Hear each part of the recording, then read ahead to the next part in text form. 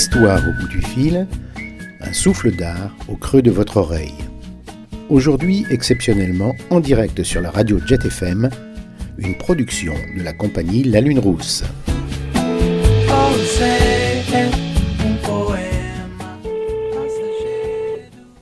Allô ? Allô ? Oui. Bonsoir. Bonsoir, Martine. C'est ça. Oui, bonsoir, c'est Clara d'Histoire au bout du fil. D'accord, bonsoir Clara. Bonsoir, enchantée. Oui, moi de même. Non, c'est votre première fois que vous faites un appel au bout du fil ? Ah, tout à fait, c'est une première pour moi, oui. Ah, super. Avec plaisir. Ouais. Super. J'aime bien les découvertes. Ok, super. Bon, vous avez entendu un petit peu au début de l'émission, peut-être, je ne sais pas si vous aviez entendu un petit peu le direct qui expliquait un petit peu le dispositif. Ben, écoutez, pas trop, puisque j'étais prise avant, donc je me suis libérée là pour votre appel. Bon. Voilà. Super. Bah voilà, on va passer une petite bulle de 20 minutes ensemble.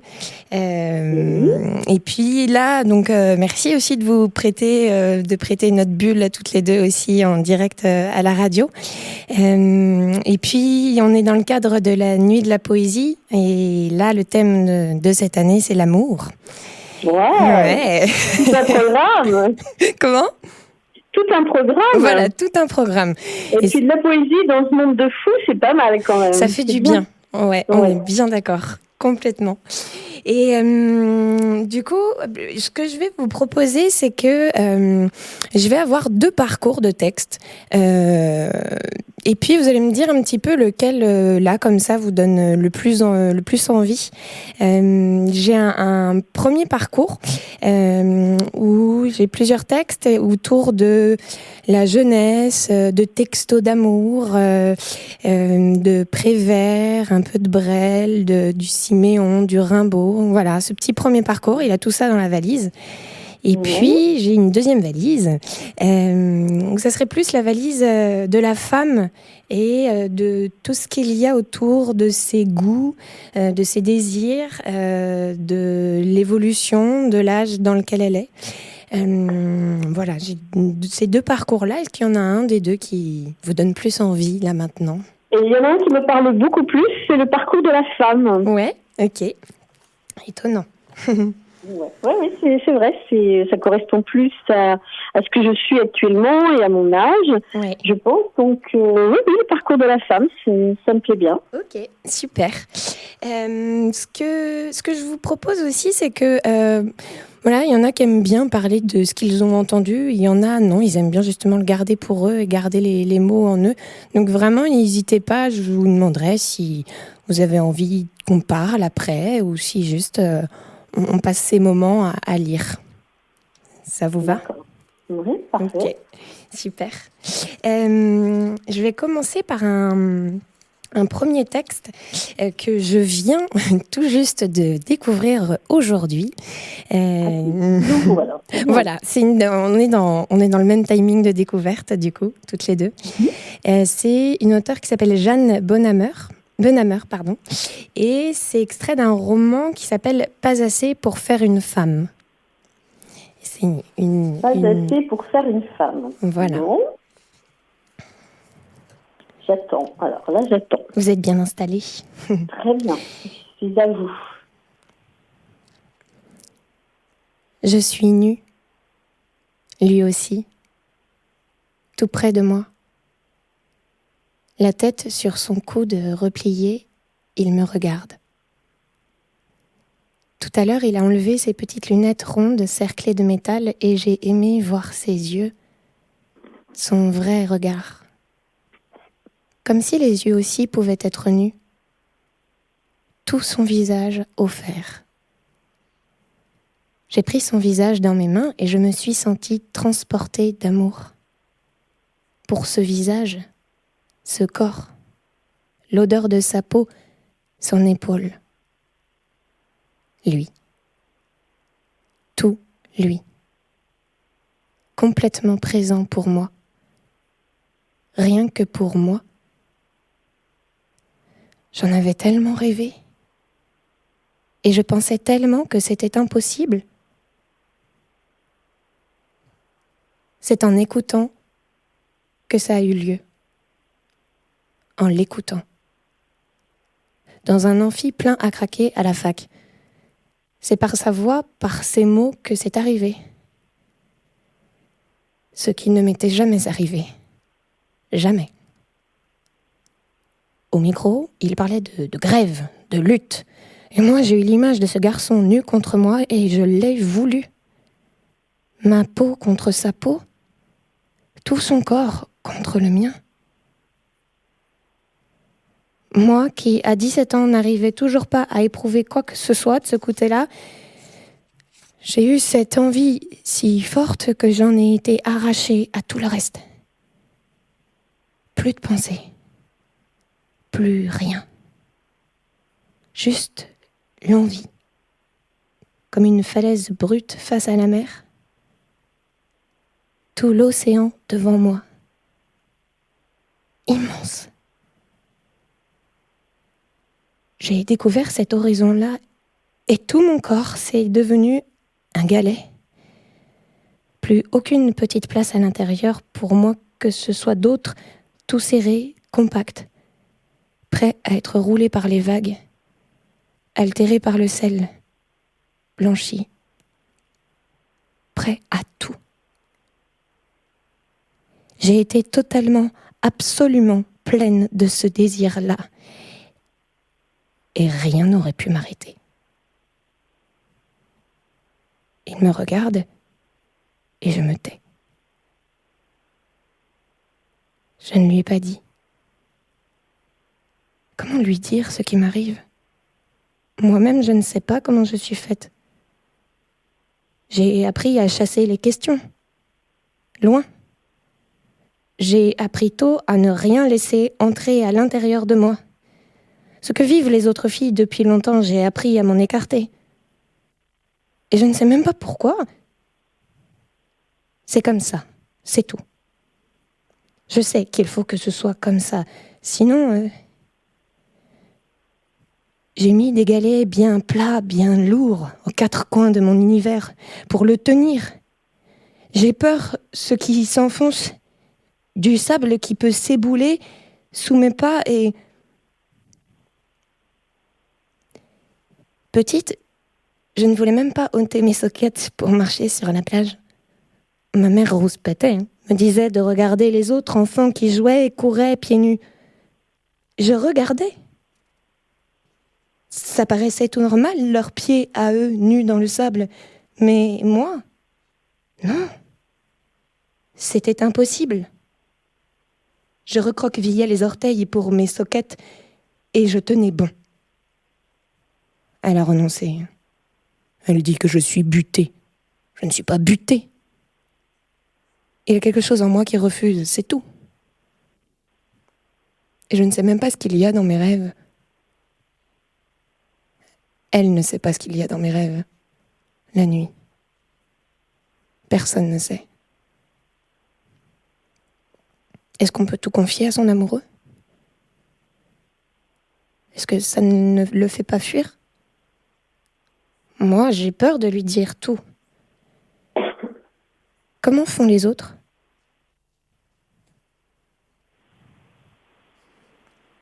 Voilà, ça c'était un extrait du début de ce roman de Jeanne Bonhammer, C'est pas assez pour faire une femme. En tout cas, ça m'a touchée profondément. J'ai fermé les yeux, okay. J'ai vécu avec vous ce moment en tant que femme, même plus âgée que cette jeune femme de 17 ans, parce que ça peut être à tout âge. Ouais. Et puis, j'aime la mer, je vis pas loin de la mer, et ça m'a... Je vous dis, ça a été très fort en moi, dans mon cœur. Ok, c'est vrai que cette notion de... mais les autres, comment ils prennent en charge l'amour ? Mais moi, est-ce que je dois prendre en charge l'amour comme les autres ou pas ? Ça, c'est... Il n'y a pas de question d'âge, c'est marrant. Il n'y a pas de question d'âge. Ouais. Et puis, chaque amour est différent. Donc, systématiquement, d'une femme à l'autre, il est différent. Parce que nous sommes toutes différentes. Complètement. Puis c'est aussi comment est romancé et quels mots sont mis autour des mots. Donc on croit en plus s'imaginer comment c'est dans ce que ressentent les autres. Et... Bon. Pour la... J'ai trouvé très beau. Comment ? J'ai trouvé très beau. Et puis au départ, on part... moi, ça m'a pas déstabilisé. Ça pourrait l'être pour certaines personnes de ce couple qu'on imagine dans un lit, quoi, nu. Puis en fin de compte, elle est à l'amphithéâtre, donc on retombe vite dans le monde réel. Et avec cette jeune fille qui est attirée par cet homme. Et, voilà, on espère qu'il va avoir une belle romance. Et on découvrira, parce que là, ce texte-là, justement, je ne l'ai pas encore lu jusqu'au bout, mais j'ai très hâte. Donc, on est toutes les deux dans le même suspense. Avec les autres auditeurs, alors, ouais. Complètement. Ça, c'est... En tout cas, vous l'avez vraiment bien dit. On a senti, j'ai senti les... Très bien, ressenti. Les intonations, tout ce que vous ressentez, tout ce qui est écrit dans ce texte. Et alors, pour la suite, j'ai un texte où, justement, on passe... là, elle avait 17 ans, cette femme qu'on écoutait. Et là, c'est plutôt pas elle qu'on va écouter, mais c'est plutôt une femme qu'on va regarder et qui est plus à la fin de sa vie. C'est un extrait de Elsa d'Aragon. Je ne sais pas si vous connaissez un petit peu ou pas. Non, je connais pas bien, mais bien sûr, Aragon de réputation, Elsa aussi. Voilà, qui était sa femme et sa muse, et il a beaucoup écrit sur elle. Et là, c'est un extrait, du coup, Elsa, c'est le titre Elsa tout seul, c'est un long poème dédié à sa femme, et où il parle aussi de moments où elle est en âge plus de fin de vie. Et il y a un petit extrait voilà, qui m'a beaucoup parlé. C'est un enchaînement de poèmes, c'est un recueil entier, mais c'est un enchaînement de plusieurs textes, sans titre, souvent, comme ça, puis après un autre texte, puis un autre. Et donc c'est Elsa.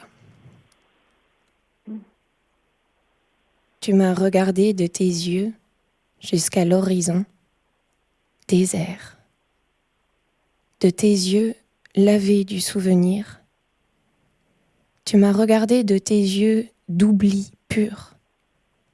Tu m'as regardé par-dessus la mémoire, par-dessus les refrains errants, par-dessus les roses fanées, par-dessus les bonheurs bernés, par-dessus les jours abolis. Tu m'as regardé de tes yeux d'oubli bleu.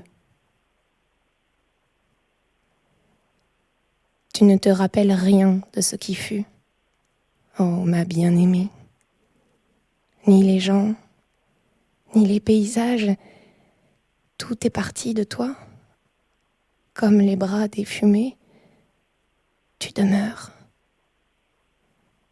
et parcours le ciel pour la première fois de tes yeux de lave et de lenteur. Le monde est devant toi, comme si tu le pensais sous tes paupières, comme s'il commençait avec toi, devant toi. Jeûne éternellement de ton regard paisible. Et je suis là,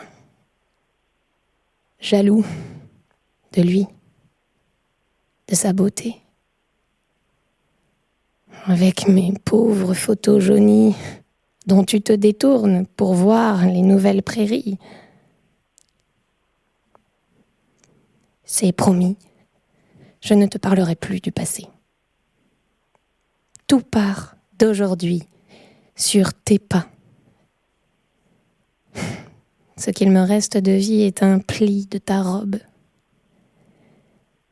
Rien encore n'eut lieu. Je te rencontre enfin. Oh, mon amour, je crois en toi.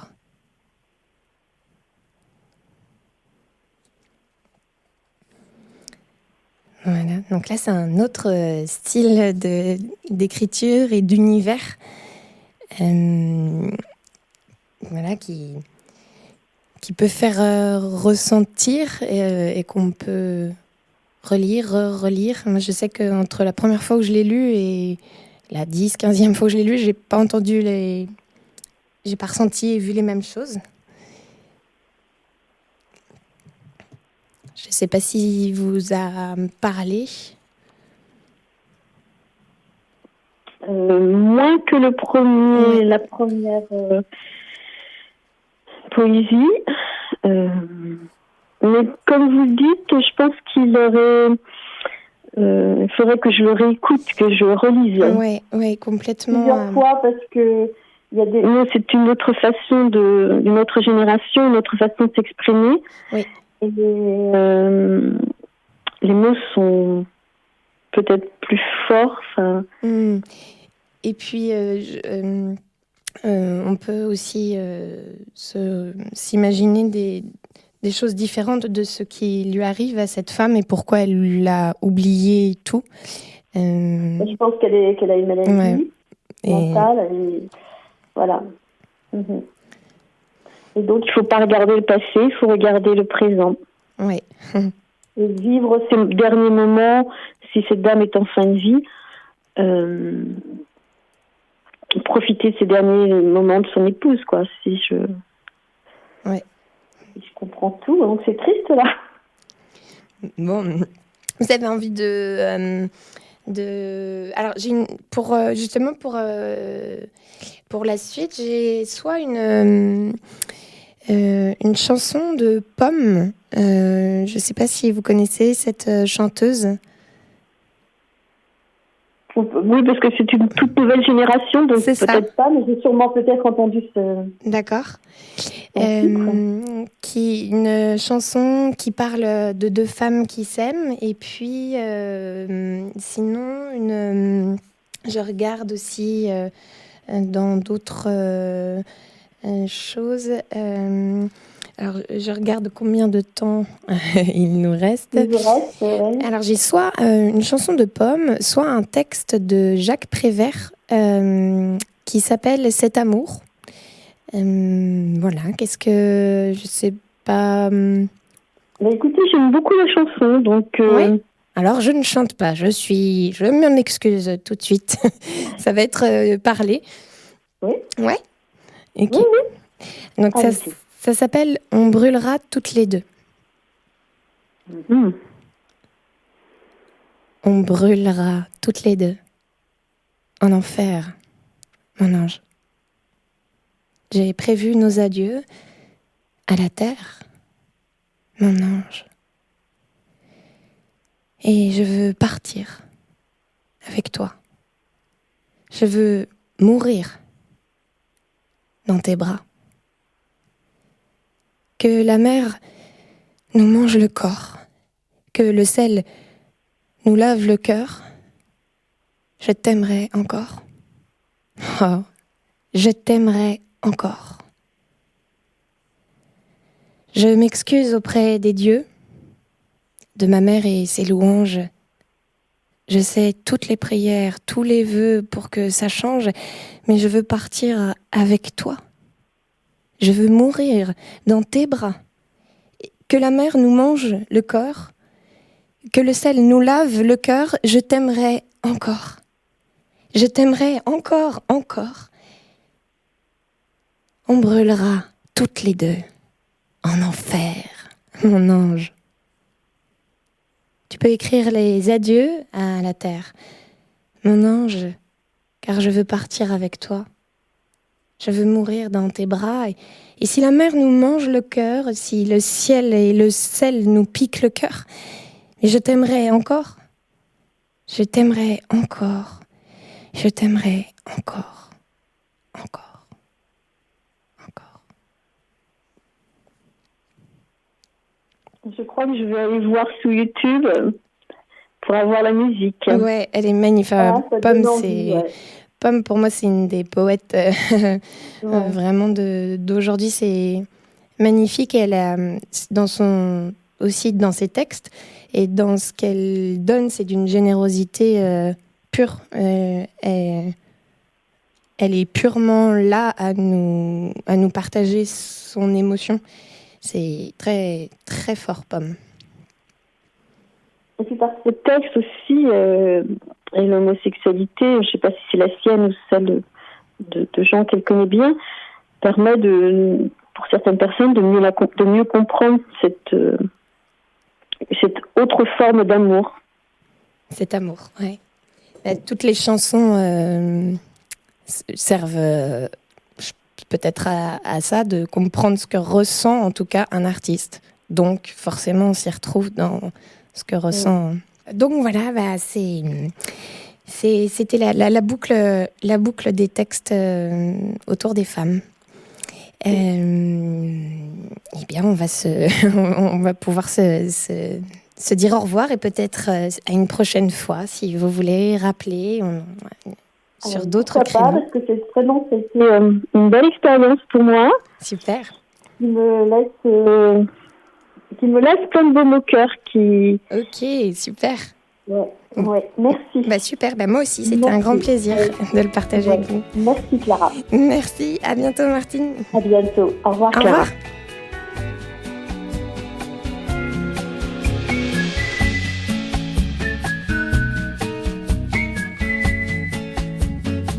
Histoire au bout du fil, en direct sur Jet FM, avec Aurel Salmon, Clara Frère, Gérard Guérif et Odile Bouvet.